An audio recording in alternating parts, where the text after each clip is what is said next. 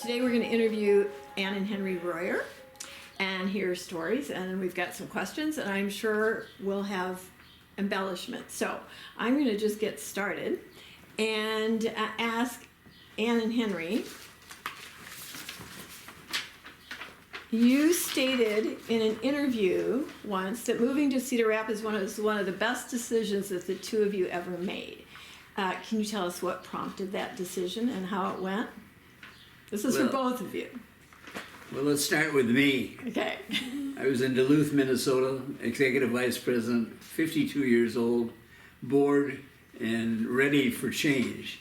A new president had just been appointed to Northwestern Bank Corporation, which is what the bank guy was in up there, one of the branches. And he was a dope. And I was on their bank-wide credit committee, and we had a meeting. Meeting was in December, and we were talking about potential losses, and the corporation had about 0.5% in their budget. And it was 1983, and the farmer was going down. And you must understand that Northwest Bank Corporation was generally a lot of farm banks, Mason City and elsewhere out in the Dakotas, and he was telling us how really great everything was and how he really expected us to keep the loan losses down. And I had talked with everybody at the table before that, before he came in. And at the end of the meeting, I raised my hand and said, "Sir, you're not right. You're going to be lucky to get out of here with 2 or 3%, which for all of Northwest Bank Corporation, we're talking tens of millions of dollars of losses." And he said, "Why can you say this?" And I said, "Well, I'm sitting across from a guy from Bismarck who's told me he's looking at about 4%.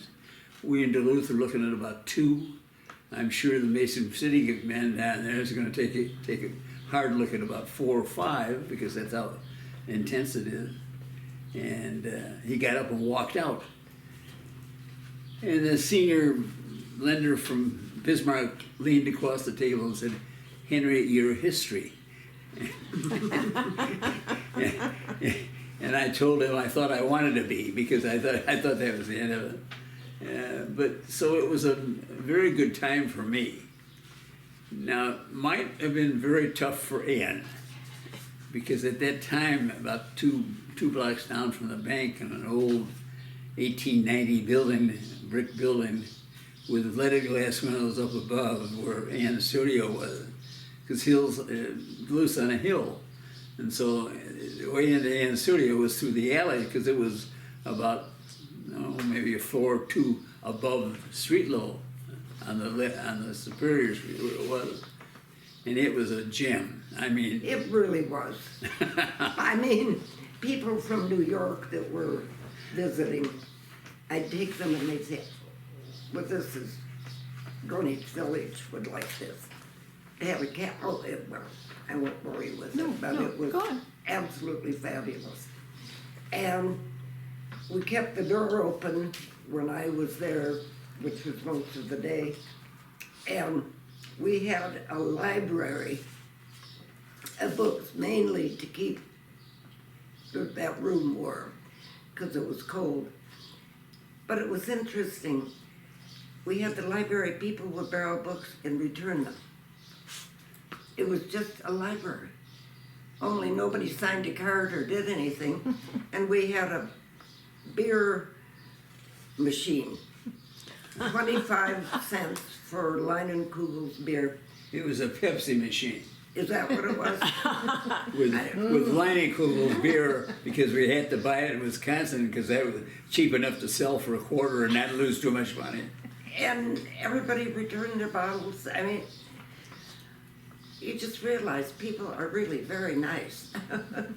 We never lost a bottle. No. Never. Because that was part of the break-even scheme. You had to get the bottles back to be able to buy beer that cheap. Anyway, all right, moving on. And your studio up there, tell us a little bit more what you were doing up there. Oh, I was on the second floor, and below this building were 3 shops, various things, I forget what they did. But it had skylights. And the boys had 2 Dougs and a Neil, and they came every day. And printmaker, stained glass maker, and something else. And it had a kitchen. Well, we built it. It had a sauna. kitchen, a bedroom. It was very nice. A sauna, and it was all out of redwood. In those days, you could buy it. And what they did in Duluth, they took out the old water system. The old water system had a 10-foot solid redwood container that went through all of downtown and under pressure. It was phenomenal. It was when they took it out, the lumber was all there, so we built it out of that. It was pretty nice. I made great big And we built a sculptures. huge deck between the alley and the building. Yeah, The building was about, I don't know, 20, I would say 50 feet wide and about 135 feet long. So back to the statement that they said you were history. So you left there, yes. and tell us about that when you came here. And what brought you then? Well, number one, the headhunter with Ernst out of Chicago called me and said, I've got a bank. Now, he would do this on occasion. And he called me in December. I think it was December when he first called me. He said, I got a bank, and you're going to like it. I said, it's not Rollo, North Dakota, like the last one, which I didn't think Ann wanted to go to. You'd have to be in Rollo, and I had been in Rollo. It ain't much. And guy said, no, it's a bank in Iowa. And I said, what town? And he said, Cedar Rapids. And I said to him, merchants? And he said, yes. And I said, I'm in. We knew merchants. John Hamilton was on Ann's stepfather's board, the old sewer pipe company in Iowa. And I had worked for him, and I was part of that board of directors, so I knew John Hamilton, knew of him, basically. So I said, I'm in. And that's how we started. That's how we got here. And Ann was forced with all of the moving. I didn't touch a thing. He didn't. He went hunting. What was your reaction when he told you? I can't remember other than this is overwhelming. Our daughter was getting married in New York. How am I going to handle all of this? It all just hit me like a ton of bricks. The thought of leaving friends that, well, how would you feel if you were all of a sudden leaving all of the friends and your children's friends and the parents of your children's friends? That's overwhelming. And the house was pretty neat in Duluth. It fit us very well, and we built a tennis court. Duluth, and as I said, is on a hill, all the housing on the east end is on the hill.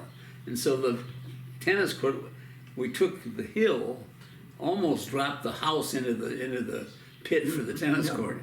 And so it was down below our deck. So it was really nice. We played a lot of tennis up there. A lot of tennis, a lot of activities going on at all times. Duluth, if to raise your boys, you would love to have raised them in Duluth. So, It was just good. They would like it. what experiences from those early years shaped your approach to leadership, business, and the arts in Cedar Rapids? Well, that kind of goes with another question of yours about the art museum. Yes. When I came down here, number one, you first got to find out where the bathrooms are, And two, you gotta figure out what to do with the place. Coming to the Merchants Bank in 1983 was like walking into a bank in the year 1985, maybe. I mean, or 1958. It was staid, old, very, very understandable, no threat to anything or anybody, and they were losing deposits, and their merchant bank authority had absolutely dissolved, I think. So as I looked at all the banking, two things had to happen. Number one, we had to change the whole thought process of how banks are run. And I can give you a good example of that. About the first weekend, I walked out of my office, which is a very palatial office, kind of secluded a little bit. And I walked out of the office and walked by the top of the escalator on the second floor, and walked over to a young man I didn't know, or I maybe have introduced him, but didn't know anybody, and said, "Who are you?" And he said, "My name is Steve Kays." And I said, "What do you do, Steve Kays?" And he said, "I make commercial loans." And I said, "That's great.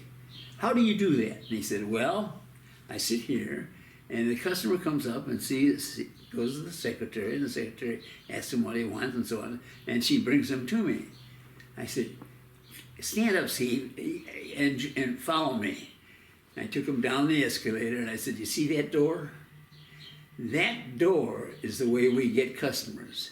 You get up from your desk, you come down the escalators, you go out that door, and you find somebody that needs our business."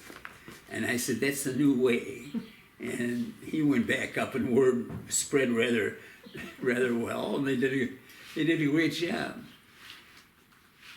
And that started the change of thought process in the bank. Oh, one thing that I remember, Bill Kopic, Julie's husband at the time, I was talking to him, and he said, "Oh, well, Monday afternoons I play tennis." Golf. No, tennis. Oh. With, what's his name? One of the, I forget who it was, but a big cheese. I said, "You just go 3 o'clock in the afternoon?" "Yeah." I told Henry, that was the end of that. I mean, it was like an old man's club. I played golf in those days. I did not play golf for 10 years I was at the bank. Not very much. I did occasionally, but not very often. Just this Now, old the man's second thing club. that had to happen, the whole bank was considered the oldest and coldest in town. It was. And they had John Zager and what's his name of the People's Bank. Well, they were out among them. And I said, well, I looked around the bank and I didn't really see anybody that I thought was going to be out among them very well. The culture was not there, and so I said, well, I know what I'm going to do. I'm going to go out among them. And I did a lot of it. That brings me to the point of one of your questions about the art museum. I was there about 30 days, and Bill Kopic, Ozzy Oberg, and Bill Whipple walked into my office and said, you know, we're going to do a new art museum, and we'd like to have you run the thing. And I said, guys, I've been here for 30 days. I don't know anybody. And they said, well, that's not a problem. We'll help. I said, that's nice. How much money are you going to pay? And they said, $10 million. And I said, $10 million for a town of 130 or 40, whatever it is? I said, you got to be kidding me. How are we going to get that money? And Bill Whipple raised his hand and he said, I think I'm in for about 3 or 4. I'll commit to 2 right now, but we've got some money. And I said, who are you? And he said, I'm the Hall Foundation. I said, what is the Hall Foundation? they proceeded to tell me, and I said, okay, I'll try it. And Yeah, Ozzie, but you'd had experience in Duluth, and you went all over the country raising money. You went to Detroit. well, but yeah, You did. You were on the road. I a was lot. familiar with raising money. That's true. They didn't know that, but Ann had done some before. But we ended up raising $11.8 million bucks. And I tell you, Bill Whipple, we got all done raising 10. And Chestakowski, the director of the museum, came in and said, you know, for an extra $1.8 million, we can build this another whole gallery on a whole wing at the end. And it was a difficult program because the old library didn't lend itself very well, and so they hired a very, very excellent architect. I can't remember his name, but he's kind of famous, and that's why you have the dead space in between the atrium that doesn't do much but cause problems with humidity, which I think I mentioned before we got it all built. Yeah, no, there were. So we ended up raising $11.8 million bucks, and Ozzie did a lot of it, and we had a whole group of money raisers. This community did it really. I didn't do very much because I didn't know anybody, but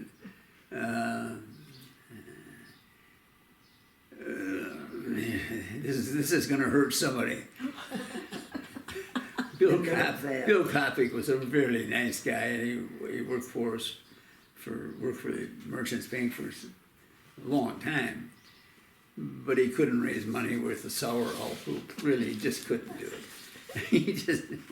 And so it ran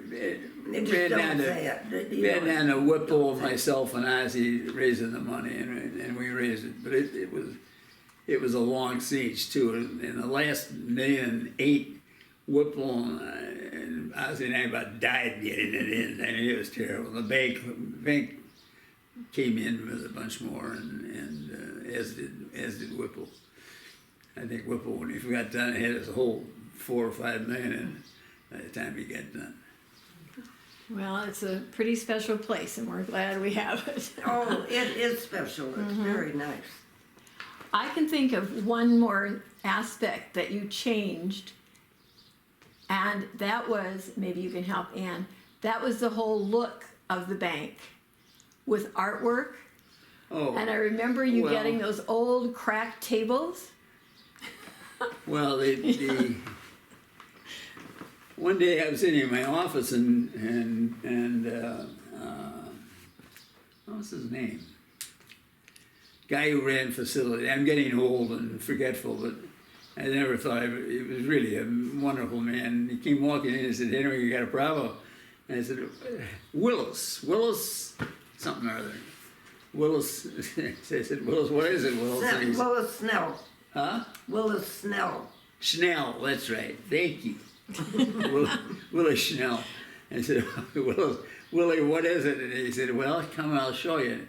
Walked into a closet on the second floor, and he got me in the closet, and I said, what am I looking at? And he said, you see that stuff, that fuzzy stuff? And I said, yeah, what is it? He said, well, it's kind of insulation, and it's fireproofing, and it's asbestos.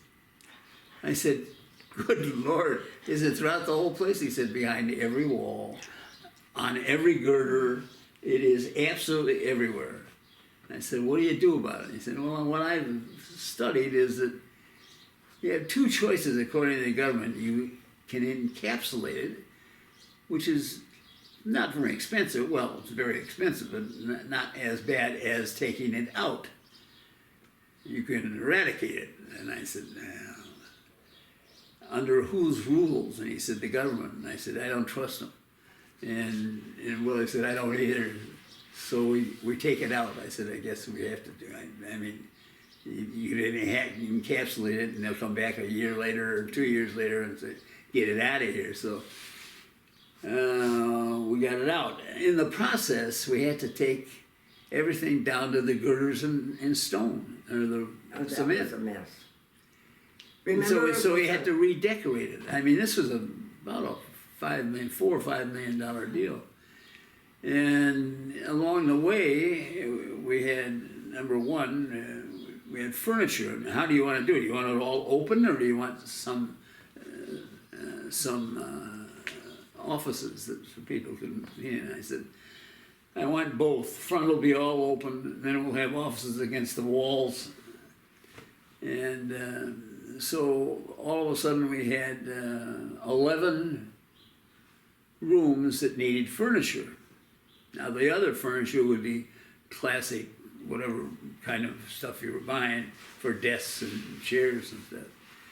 And we all had all these walls. And they were going to be, they didn't have any artwork to begin with other than a really great portrait of Mr. Hamilton Sr. and, Saint Elmo. and Jim Cocolette's father.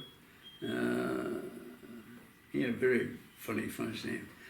But other than that, they didn't have anything. And so Ann and I would travel occasionally, and I used the corner house, Janelle,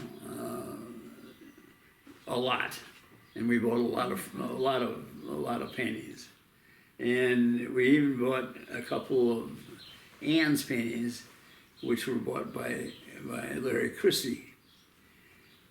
And along the way, we also built a sculpture.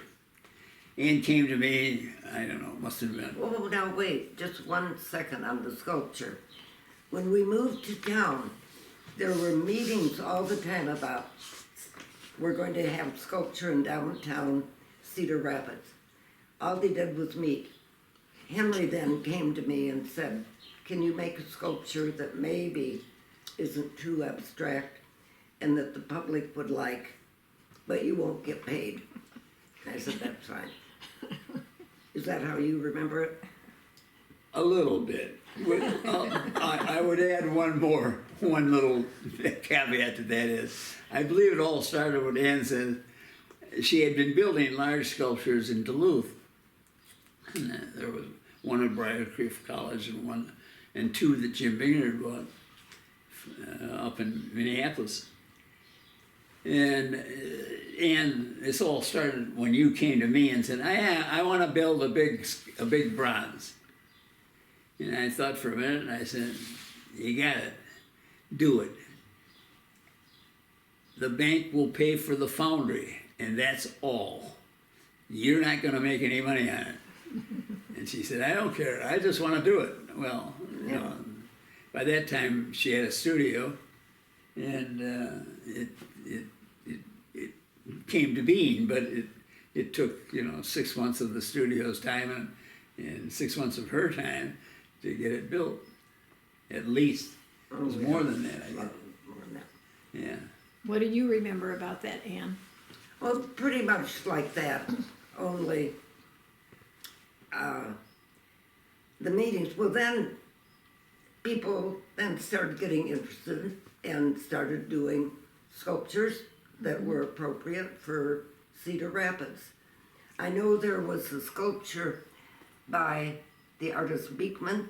It's a big, tall, ugly piece. Do you remember what I'm talking about? Yeah. And that was at the art museum, and they dragged it out and put it up. Why not? Yeah. So that was good. That was the start of people thinking in terms. Do you have another story about a sculpture that you did in Cedar Rapids? Which one? Well, the one that, you know what I'm talking about, the one that was rather Oh my controversial. gosh! Oh dear! Oh, I forgot about that. Oh my. I missed it. What did you forget? Oh, the sculpture that's down in front of the town center. Oh, It's on a piece like this. it's on And a it's great two big women. concrete stand, is what it's No, it's metal. No, It's it's bronze. concrete. Bronze on concrete. Oh, bronze. the sculpture's bronze. Yeah. Sitting on a concrete pad. And Janelle was there, and it was being installed, and I was wanting to make sure that in sculpture, you look for the worm's eye view and the bird's eye view, because not everybody is 5'5". Seeing, I mean, people in wheelchairs, children, people up in buildings looking down. So it's very important how it's situated. Sculpture is three-dimensional, and you got to be able to She see it knows that. from all around us. What she's saying. Anyway, this lady came up and said, "We just voted out pornography," and they referred to it as pornography. My sculpture, I can't even begin to tell you how it threw me. How did they dream up pornography? And a lot of people must have felt that way, because maybe a couple of months later, I was at Mercy Hospital having a test, and I walked in, sat on Ann Royer, ready for whatever it was, and she said, "You're the one." Leapt across, pointed at me. What did I do? "You made that awful sculpture." So there are people who see things so differently that I've been aware of that. There are two dancers. No, not the two dancers. Not the two dancers? No, it's not the two dancers. It's in front of the town center. Yeah, yeah. And the women on the base. And I don't get why it's But it's two figures. two figures. Yeah. Very silly. Very good, great story. Great story. Henry and Ann, can you tell us about the Henry Project? Oh, Yeah, they called it something. It had a name. yeah, it had a name. It was Yeah. for the progress of Cedar Rapids. What happened was that the Cedar Rapids had a commissioner type of government, one of the few left in the country. And as I worked with Kenny and the boys, it was cumbersome. It had everybody, each one of them had their own silo. They'd buy tires for their cars. They buy their cars absolutely separately for each silo. You know, and I don't remember all The the silos, Railroad Commission. but there were about 5 different silos. I mean, it was totally inefficient. And so I can't remember where it all started, but I said, yeah, I'll do that. And so we put together, I did, Cheryl McVolsky and Lee and many others joined in the effort to put together a group to take a hard look at the city. And I went to Kenny and said, and to Tom Aller, who at that time was still at the city, and said, you know, this is what we'd like to do, but we've got to have access. These people have got to see everything you guys do to be able to give you some sense of what we think you should do to make it run a little more efficiently. And so we put together, I think there were 120 people working on the project. And we came up with 76 specific changes that they could make. One was, the most important one was centralized purchasing. You gotta get it out of the silos, you gotta get it into just one. It also, I think, pointed for Art Christofferson and the second group that did a project, that the city had to change its method of operation. It had to go into basically what we had in Duluth. In Duluth, we had a strong mayor and a city council of, I think, 7 of us. and it proved very successful up there. And it was in regions. Everybody had districts, and then there were 3 or 4 at large, and a strong mayor. The mayor was elected apart from the city council completely, and the city was run up there. The city was run by one guy they run through. I think he was on a 6th mayor that he worked for or worked with, and nobody worked for him. And so we did this project, and the mayor and everybody supported it. I have a feeling that they were slow playing any change that's very nice, and we'll get to that, but a lot of it never got to.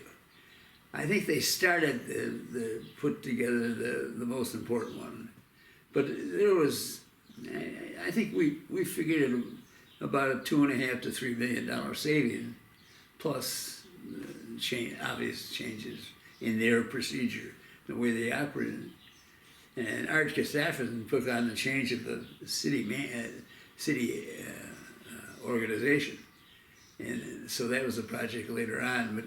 And I knew that although we ran into the city organization immediately when we got into the project, I knew that it would have been too much to go to the citizens and everybody and say, let's change the government too. Mm-hmm. I mean, that's just, we had enough going on without that, but it did come, and I think it changed very much for the better. The change in city government, which we had nothing to do with directly, has really helped Cedar Rapids and made Cedar Rapids a lot better town than it ever would have been. I think Jeff Pomerantz maybe runs the service operation in the country, and we can get, I forget who hired him. Do you know who hired him? No, I don't know either. And is that and then the Henry Project that's what that was called? The Royer Commission. That was the Royer Commission, but the Henry Project. Well, the Henry Fund. Could you talk about that one as well? The Henry Project that I think you're referring to is the Henry Fund down in, Yeah, the fund. down in Iowa City. Well, that goes back. George Daly was a good friend, and I'd met him somewhere in our wanderings, and George put me on his board of visitors, and it was really. It was something. Pomerantz sat on one side, and Different Pomerantz. Henry, different Pomerantz. Pomerantz from Des Moines sat on this side, and Henry Tippie sat on this side, and I don't remember all those Stead. names. What's his name? Jerry Stead. Yeah, Jerry Stead was on the other side. So the 4 of us were always in the back row. And one day, at that time, George had left, and Larry Fetke was running it, or not Larry, but Fetke was running it.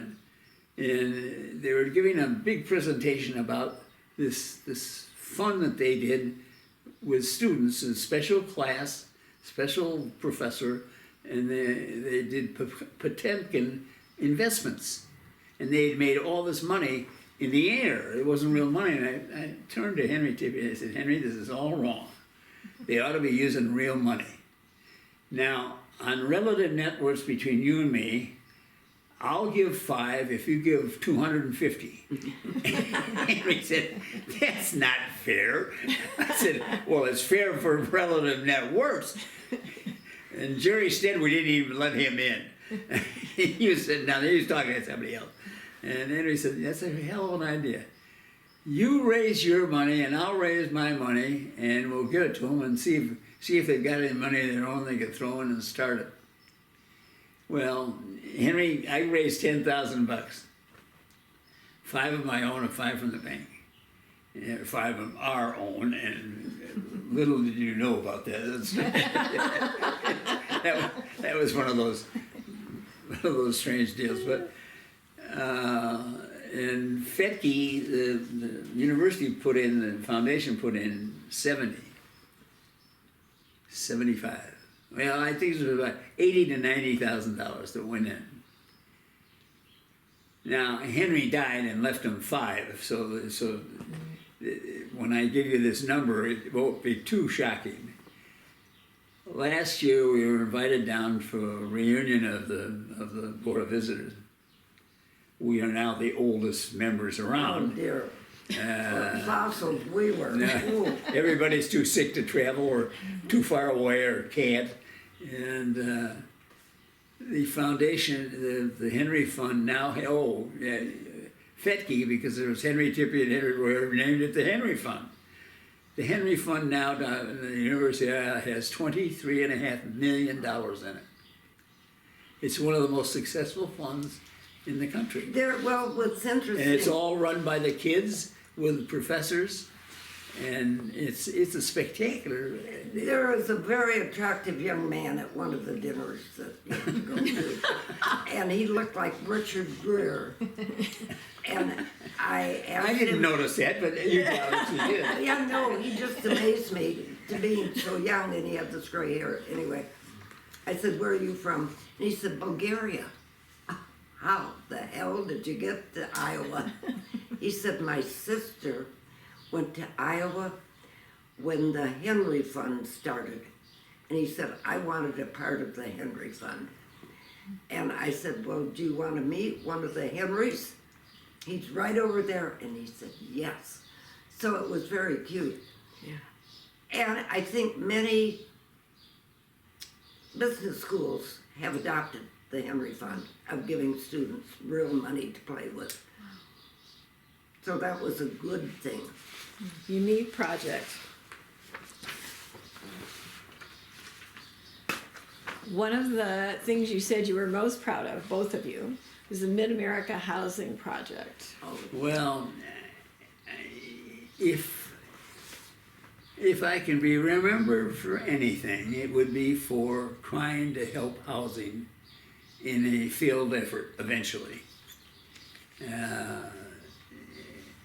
I forget the fellow's name with HACAP, ran it for years, called me one day, and I forget what the year was, but we, what's happening now? Nothing. Called me one day and said, "Henry, we got a problem. We own some homes and we shouldn't own anything. I mean, we're not good at it. And I got a young lady that's running these for me, and I'd like to see if you can figure out how to take these over and put them someplace else." I said, "All right, when do you want it?" So he came over. And he had with him a young lady by the name of Mary Schoen Clark. And we talked about it. Did you ever meet her? I did not. I saw this little round lady with her little hat and her little Volkswagen and Henry beside her. They toured all over her. She was wonderful. I said, Wonderful "Okay, woman. I'll raise some money and borrow some money to fund the purchase of their homes. What do you need for them?" He didn't need very much, didn't have very much, and they weren't very much either. And I said, "But I need somebody to run it, and I'm going to take her," pointing to Mary Stone Clark. And he had some problems with that, but he finally relented because he wanted to get rid of the home so bad. And so we did that, and we became aware of the problem of housing. Now this is early on, we're talking back in the 80s, it must have been You know, about people didn't. 86 or 87. We would have dinner parties here in the dining room, and Henry bought the book Nickel and Dimed. You know it?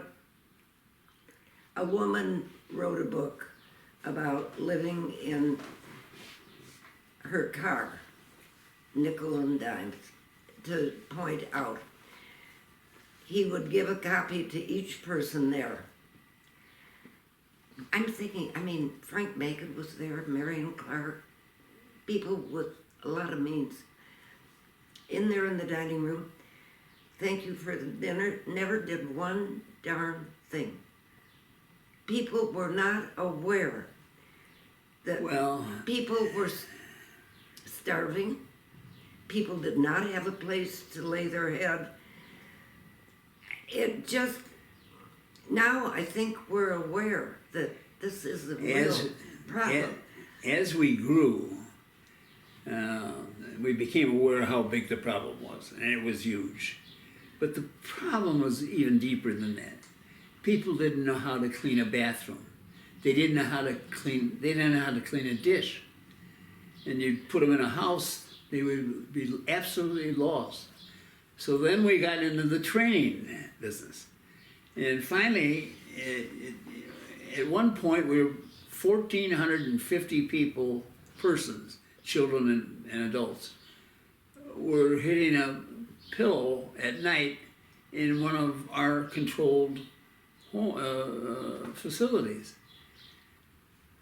Well, with all of the training we were doing and all the rest of the stuff, we were running a used door business and fixing up things. We finally overextended, and I went to California, and Aller took it over for me, Tom.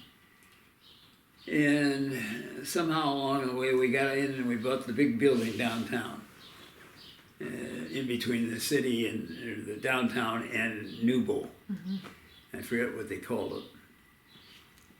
And I came back. When I got back, I was out there for 4.5, 5 years. When I came back,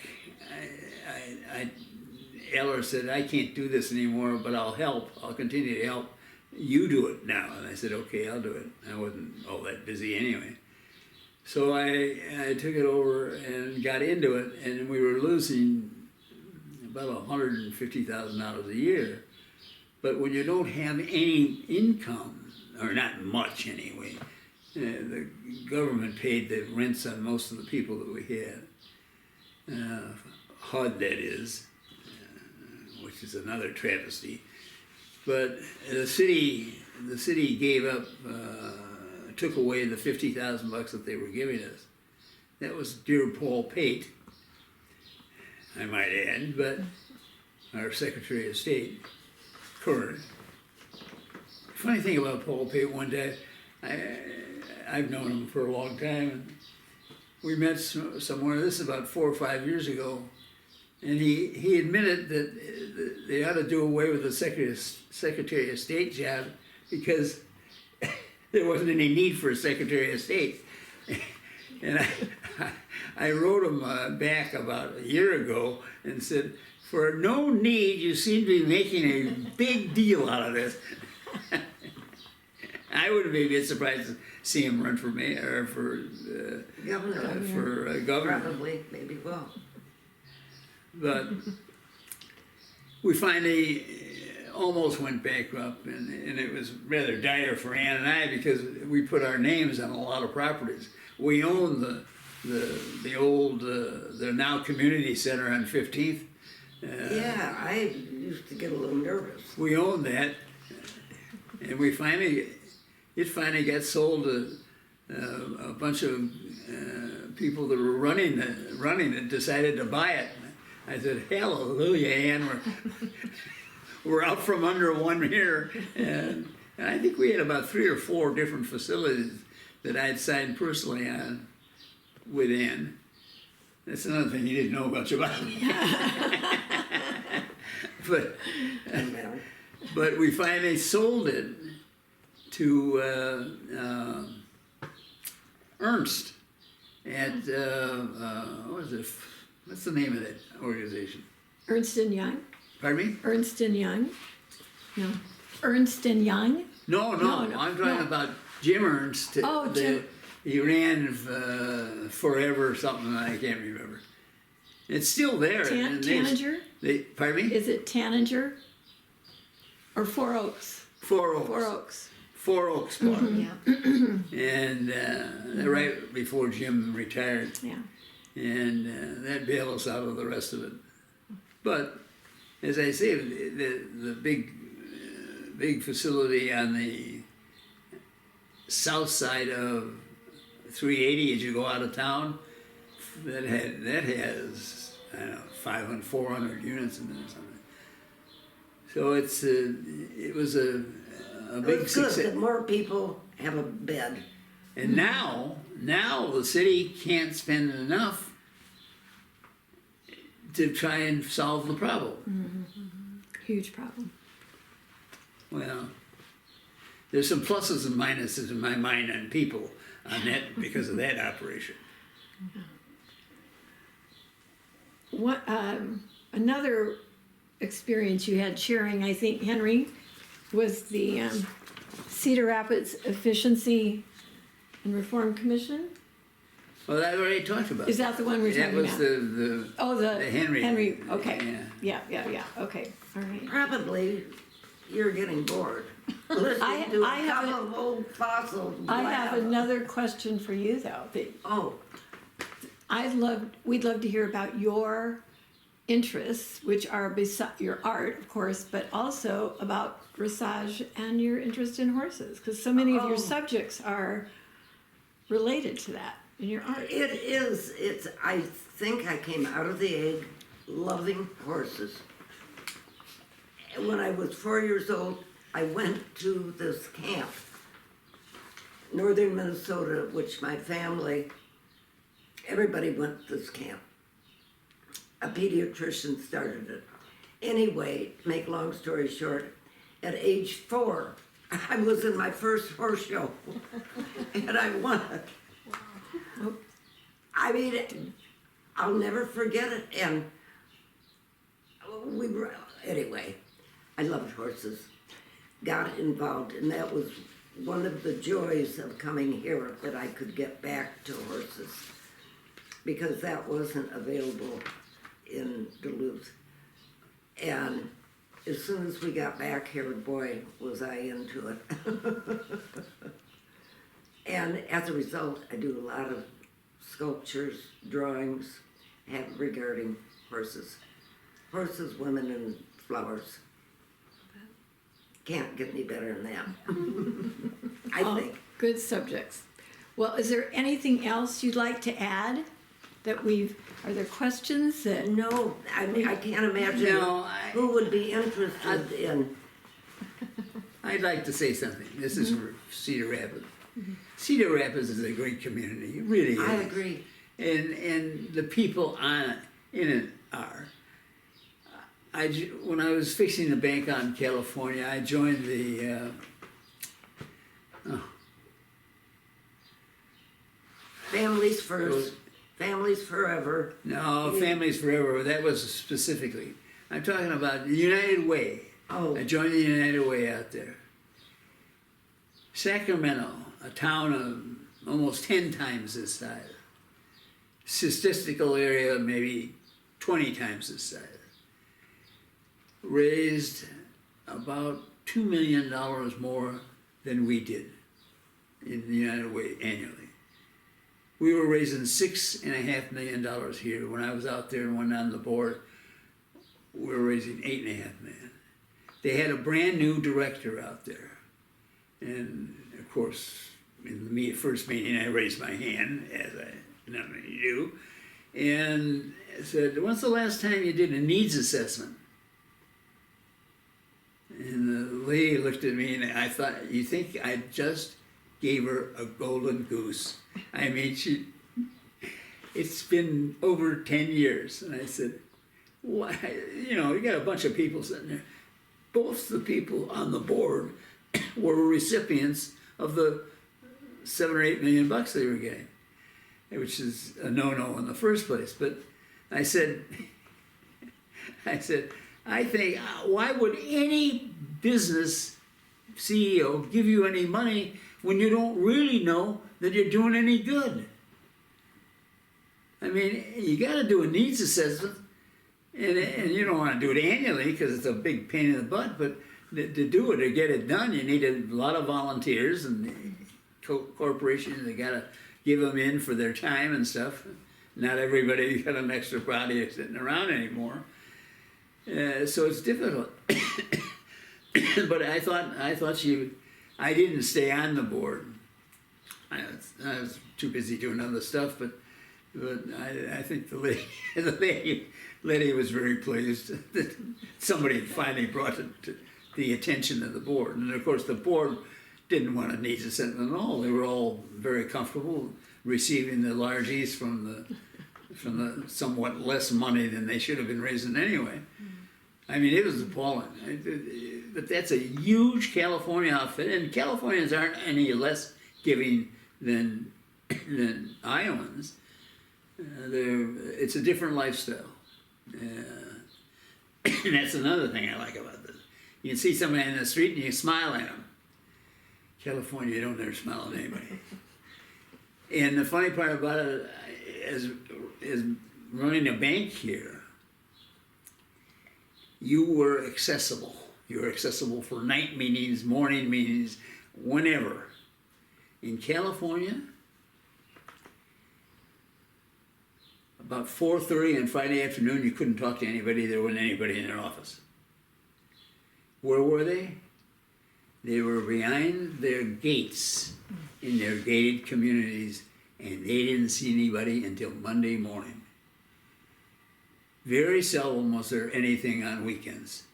How many weekends did I spend out there? A couple? In 5 years or 4.5 years, I commuted back and forth. I spent maybe I'd go out maybe for 10. things. Or Yeah. and if it was something special, Ann would fly. I would come out Enjoy for it. painting a house or something. They live a different lifestyle, and it's not really a community. You know, it's a community by the name of community, but it's not a community like, you know, in Iowa. In the community, you had a lot of people. That's another thing. 2001 and We should talk about that. Oh, yeah. the raising of money and they raised a lot of money. Jack Evans and Don Hattery and I forget who else came into my office. Always coming into my office, I guess, but came into my office at Merchants and said, we need an economic development group. I said, that's good. That's nice. We did that in Duluth too. And they said, well, I said, how are you going to run? Well, they said we're gonna raise a bunch of money, and then we're gonna hire a young man to Or a woman. no, in that time it was a young man, and it wasn't a young man to root around and find businesses. I said, well, it's a grand idea. It won't work, but we're in. I forget how much we had to put in for the bank. We're in, but. When you want to change and be successful, come back and see me. Because I knew there's only one way to do it. And except it seems to be a little different now. Newman, he was another guy that put the kibosh on the housing deal. He didn't like it. And he was working for the city, or for the newspaper in those days. Mm-hmm. He blew us out of water in the newspaper and gave us a very bad editorial. And I've never liked Newman since, but that's neither here nor there, and he knows it. So it's not, He could care less. not any big shock to him. Where was I? Oh, You were at the 2001 development. yeah, Corp. 2001, Yeah. and 2001 was separate from the original. 2001 was for the city, just basically the downtown. But the business development, and in 2 years' time they'd run out of money, and they came back, and I said, okay, if you want to do it right, we got to have all the guys that write checks in the room at 7 o'clock in the morning for our meetings. And those that own planes, you're going to have to throw them in occasionally to take us to the cities where people have a business that might move. And mayor, you're in. Whether you like it or not, the mayor's got to be in. And it proved pretty successful. Yeah. they put it together, and we had some surrogates. Lee Lou didn't like meetings, so he had Tippy, not Henry, but Ernie Tippy, sit in for him. It worked pretty well. It was neat to go call on somebody and have them, whatever question they had, Canny loved offal out of plants, and he was good at it. He'd take a bucket of it and take it home and mix it with all his stuff down at the sewer plant to make sure that it would work. And it was neat to have the mayor there and have the guy with electric. Most manufacturing use electricity. Ernie Tippy would be there to quote a price for them and how they could adjust the stuff. And I was there and erroneously guaranteeing housing finance for all of them, expecting to use the local savings and loan to do it. But it worked. And it worked good. And it's working now, but in an entirely different way, because I don't think the CEOs put in the kind of time that we used to. That's enough. Well, in that, I remember Tom Allard saying water was a huge issue for development. Water, access to good water and plenty of water. Well, it made the mayor all that much. In those days we weren't worried about water. Didn't seem to be. I'm talking about the 80s. But sewer was the bigger problem. But Canny, having the mayor there, guaranteeing that he can take your offal and mix it and have it handled inexpensively was very, very important. Well, that got us Eastman Kodak's plant. Yeah, I remember that. Well, we are glad you came. Let me put it that way. And we could go on and on. I think you could go on and on. But we probably should bring it to a close. We maybe bore you. Thank you and good luck. Thank you.